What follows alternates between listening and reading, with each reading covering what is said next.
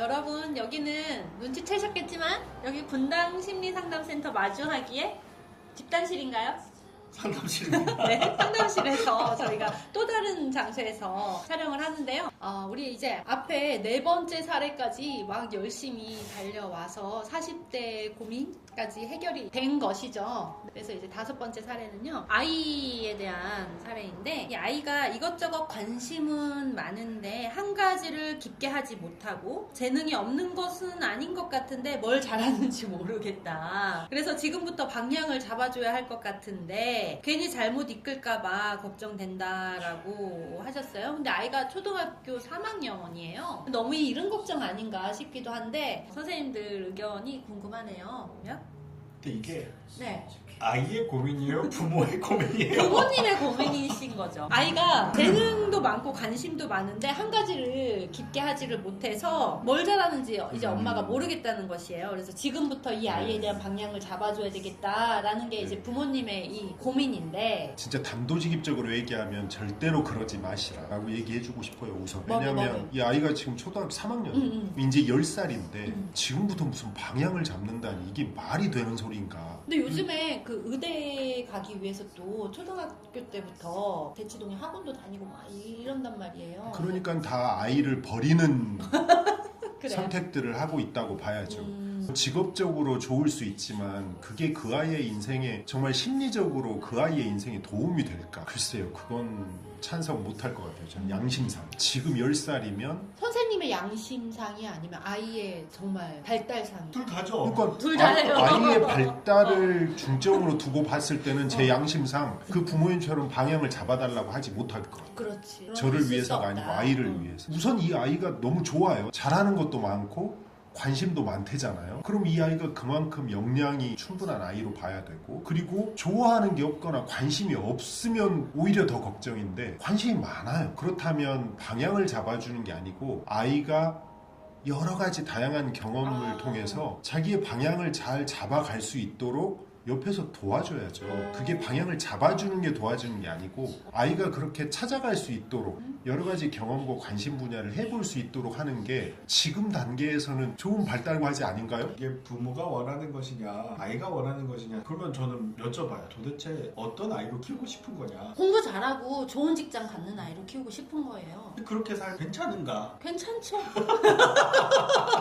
우리 잘 살기 위해서. 누가 괜찮냐? 사회적으로 잘 기능하는 로봇을 키울 거냐? 그런 생각이 거죠. 예전에 그 스키너 박스, 그 스키너 심리학자가 그런 얘기 했잖아요. 어느 아이든 나한테 데려와라. 내가 어떠한 아이든지 키워줄 수 있다. 그게 얼마나 사실 교만한 말이에요. 물론 뭐 그 사람의 어떤 행동을 조성하는 것으로 사회적으로 훌륭한 뭐 교수, 의사를 키워낸다 한들 그건 정말 키워내는 거잖아요. 그러면 지금 두 분 정쌤의 의견은 아이가 이것저것 많이 하는 게 정상이라는 것이죠? 이 엄마는 지금 한 가지만 좀 잘했으면 좋겠는데 어느 방향으로 잡아줘야 될지 모르겠다가 지금 고민이거든요? 그럴 수 없다. 지금은 많은 걸 해봐야 한다. 그리고 우리가 지금은 잡아줄 하나를 수 정해줄 없다. 단계가 아니다. 뭐든지 해봐야 한다. 초등학교 3학년인 경우. 근데 그 3학년이 되게 의미가 있는 숫자인 것 같은데, 아이들 그 웩슬러 지능 검사를 해보면 지능과 성적이 비례하지 않는 순간이 보통 3학년이거든요.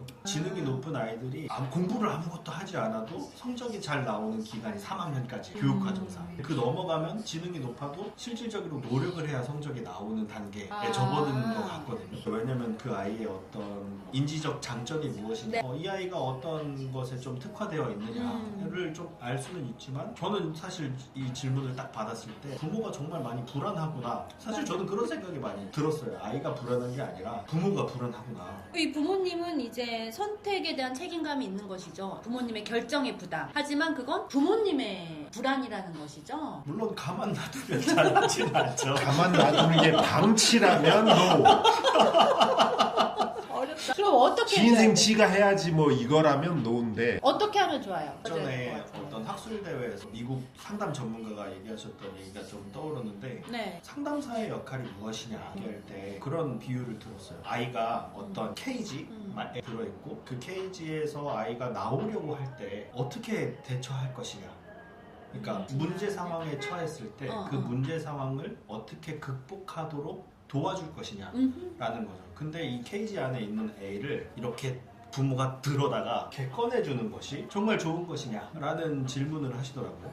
그것은 그 아이가 그 문제를 풀기 위해서 기회를 박탈하는 행위일 수 있다. 상담도 마찬가지여야 한다. 좀 물고기 잡는 법을 알려줘야 된다라는 말로 들려요. 해결하는 방법을 알려줘야 된다. 저도 예전에 석사 했을 때 네. 진로 미결정에 대한 논문을 썼거든요. 고등학생들 진로 미결정. 여러 가지 그러니까 진로를 결정하지 못하는 아이들의 여러 가지 특성이나 요인들을 이제 연구하는 건데 그 중에 대표적인 게 그거예요. 부모의 지나친 개입. 부모의 지나친 개입이 지금 이분이 말씀하신 것처럼 되게 방향을 잘 잡아줄 것처럼 생각하시는 것 같은데 절대로 그렇지 않다. 연구해보면 오히려 아이의 가치관을 혼란스럽게 하고 아이가 자기 확신을 갖지 못하게 하는 방해물로 작용하기 때문에 진로를 결정하는데 오히려 장애물이에요. 그래서 아예 방치하지도 너무 지나치게 간섭하지도 않고 아이와 비슷한 선에서 아이가 그런 다양한 경험들을 통해서 자기 확신과 호불호 또 정체성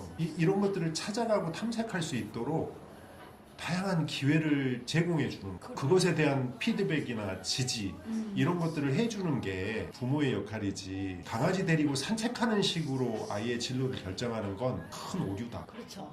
부모님의 입장은 충분히 이해가 되는 게 이 아이에 대한 그 관계와 미래에 대한 두려움 때문에 더 이렇게 빨리 좀 해결해주고 어떻게 한 방향으로 잡아줬으면 좋겠다. 정답이 나왔으면 좋겠다. 고민을 하는 것 같지만 그 어떤 것도 도움이 되지 않는다. 우리가 앞으로 이 사회는 AI 시대에서 AI를 떼고는 우리는 생활할 수 없는 그렇죠. 점점 그렇게 가잖아요. 점점 어린아이들일수록 잘 기능하는 인간은 사실 더 이상 필요 없을 수도 있어요. 아이고요. 그냥 무서운데요? 너무. 뭐랄까 AI랑 내가 네. 뭐랄까 지적 경쟁을 한다? 아이고. 사실 그건 불가능하거든요.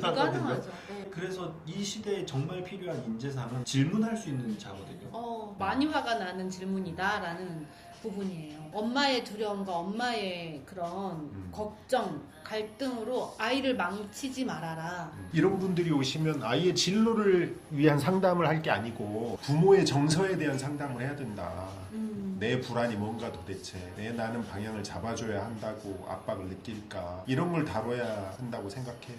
네, 좋습니다. 그리고 이게 네. 굉장히 큰 문제일 수 있는 게 네. 우리 이 성인들의 경우에는 타인이 나한테 기대하는 바를 견딜 수 있거든요.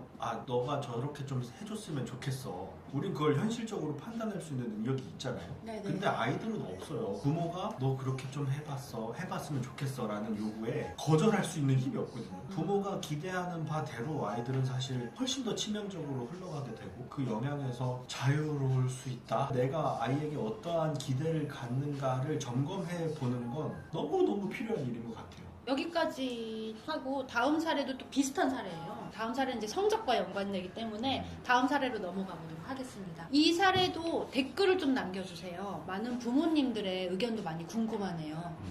자녀 고민이 있으신 분들 네, 특히 많이 남겨주세요. 다음 사례 넘어가도록 할게요.